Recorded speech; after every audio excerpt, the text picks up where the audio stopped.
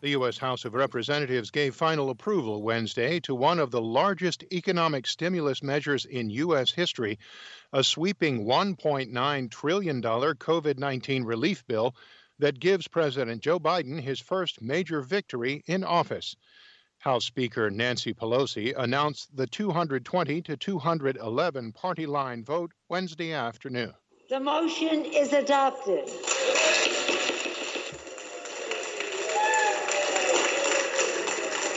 A motion.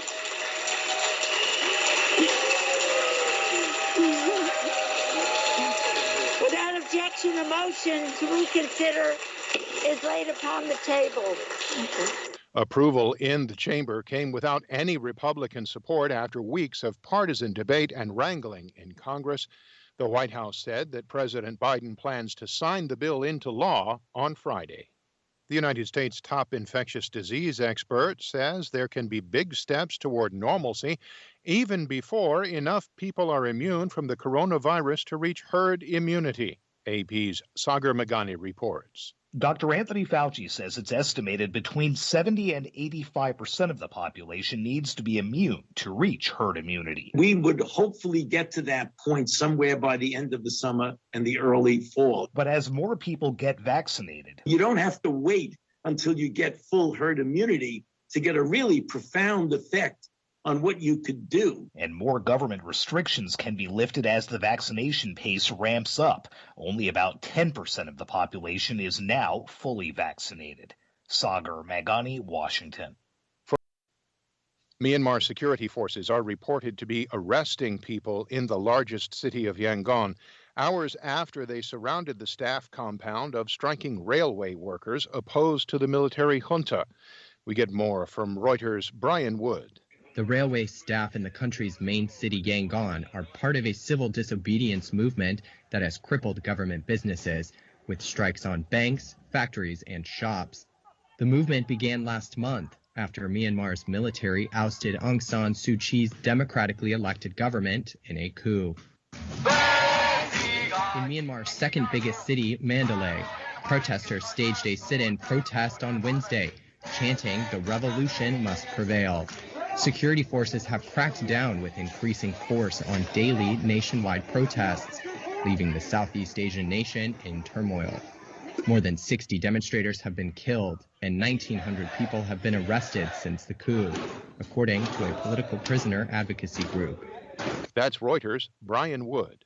The United Nations is marking the 10th anniversary of Japan's earthquake, tsunami, and nuclear disaster. UN Secretary General Antonio Guterres said March 11th is a solemn day of remembrance for the thousands killed by the earthquake and tsunami. My condolences go to those who continue to grieve the loss of loved ones. And I think of those who remain displaced, unable to return to their homes because of safety concerns surrounding the destroyed Fukushima Daiichi nuclear power plant. The tsunami set off catastrophic meltdowns at the Fukushima Daiichi nuclear plant, displacing more than 1 million people. Tens of thousands haven't returned home, and many are struggling to rebuild. The head of the UN Food Agency warned after a visit to Yemen that his underfunded organization might be forced to seek hundreds of millions of dollars in private donations in a desperate bid to stave off widespread famine in the coming months. David Beasley told the Associated Press the world needs to wake up to how bad things have gotten in Yemen, particularly for the country's youngest, some of whom he had seen in hospital beds in a Sana'a hospital. I talked to the doctor and I said, how many beds can you handle here? And he said 25. I said, what do you do with the ones that come and you don't have room for? He said, we send them home. And I said, what happens to them? He said, most of them die. The UN has warned that 16 million people in Yemen, or about one-half the country's population, could face serious food insecurity.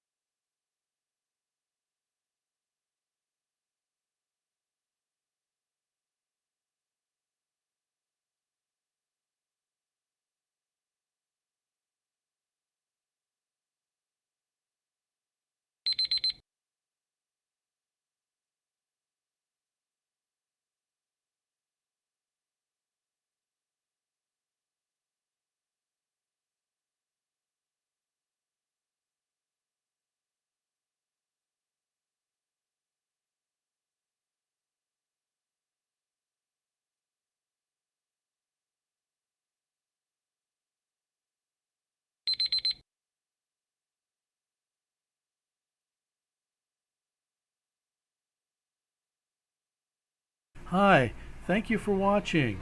I hope the videos are useful for you. Please subscribe to my channel using the button below.